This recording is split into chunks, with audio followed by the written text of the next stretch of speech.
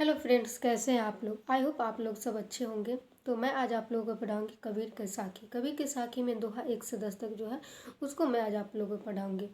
तो फर्स्ट है, ऐसी बानी बोलिए मन का आप खोय, औरन को शीतल करे आपू शीतल होय।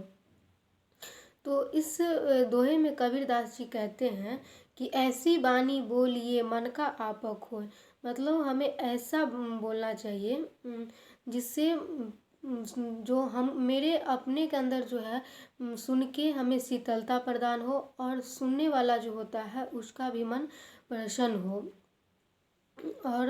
हो उठे। और हमेशा हम लोग को इसलिए हमेशा मीठा बोलना चाहिए और उचित बोलना चाहिए, जिससे दूसरा भी प्रसन्न हो उठे और खुद भी सुख की अनुभूति प्राप्त हो। तो दूसरा दोहा है, कस्तूरी कुंडल वैसे मृग ढूंढे मन नाही, ऐसे तो घर घर राम है दुनिया को देखे नाही। जिस प्रकार हिरण जो होता है, हिरण के नाभिक में कस्तूरी रहती है, लेकिन उस बात से हिरण अनजान रहता है कि उसके नाभिक में कस्तूरी है, और वो कस्तूरी के सुगंध को पाने के लिए वो जंगल में चारों तरफ घूमते रहता है। उसी प्रकार ईश्वर को पाने के लिए हम लोग मंदिर मस्जिद में घूमते रहते हैं, और ईश्वर तो हम लोग के स्वयं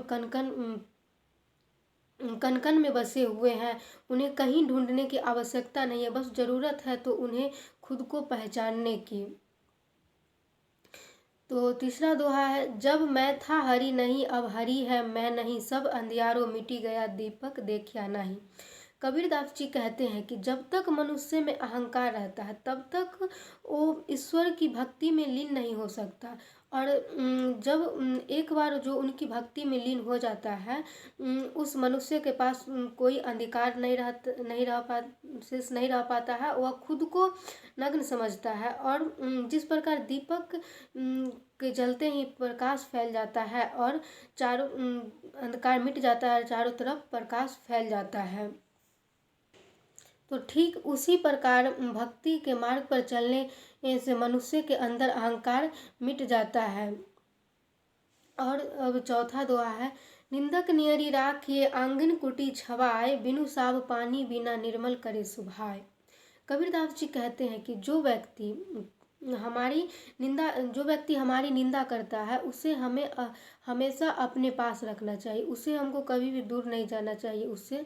जैसे हम अपने गाय को अपने दरवाजे पे खूंटी से बांध कर रखते हैं, उसी प्रकार हमारे निंदा करने वाले व्यक्ति को भी हम अपने आसपास रखना चाहिए, क्योंकि हमको पता चलेगा कि हमें कौन बुराइयां हैं, और अपनी गलती को, उस बुराइयां को निकालेंगे, अपनी गलती से दोहराने से बच सकेंगे। इस प्रकार हम बिना साबुन और पानी के ही निर्मल हो जाएंगे। जब हमारी बुराइयां हमें से निकल जाएगी तो हम अपना बिना पानी और साबुन से ही निर्मल हो जाएंगे।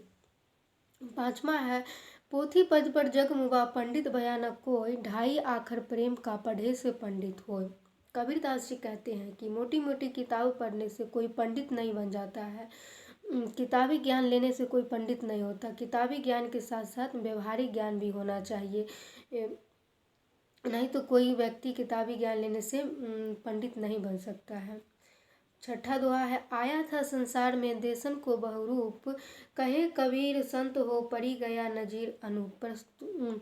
इस दोहे में कबीरदास जी कहते हैं कि मैं इस संसार में तो अभी आया ही था, और मायावी जीवन जो है उसमें मैं रमा ही था कि परमात्मा ने तो मेरा पूरा जीवन ही बदल दिया, और अब मैं आत्मा में नहीं परमात्मा में रम गया हूँ। अब मुझे जीवन की बाहरी सौंदर्य में कोई दिलचस्पी नहीं है।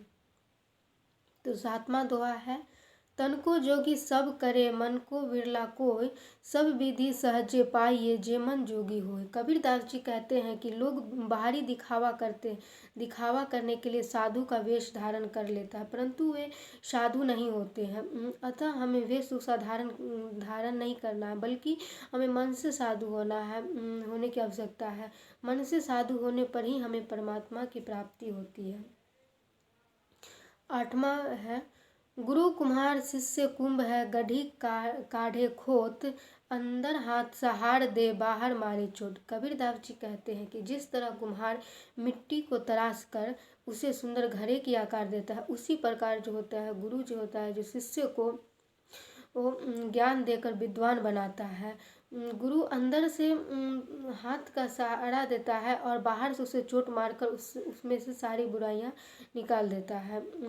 तो बाहर जैसे कुम्हार घड़ा बनाता है तो बाहर से वो उसे थपथपाता है और अंदर से भीतर से बहुत उसको सहारा देता है।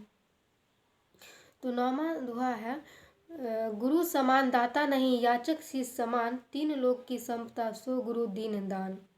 कबीरदास जी कहते हैं कि गुरु के समान जो कोई याचक नहीं, गुरु के समान कोई दाता नहीं है। मतलब गुरु जो है दानी होते हैं, उनके समान कोई दाता नहीं है। और याचक शीश समान, याचक मतलब कि विद्यार्थी के जैसा कोई भिखारी नहीं है। तीनों लोगों की क्षमता से बढ़कर जो होता है वो हमें गुरु का ज्ञान होता है। गुरु का ज्ञान जो होता है सर्वोत्तम ज्ञान होता है।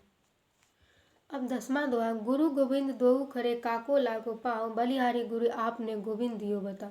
कबीरदास जी कहते हैं जो गुरु ने ही हमें गोविंद का परिचय कराया, इसलिए गुरु का स्थान जो सर्वोत्तम है, गोविंद से भी ऊंचा है। तो 1 से 10 तक हम लोग आज दोहा पढ़ लिए हैं। आप लोगों को अगर ये वीडियो अच्छा लगा तो please like, share and subscribe ज़रूर कीजिएगा।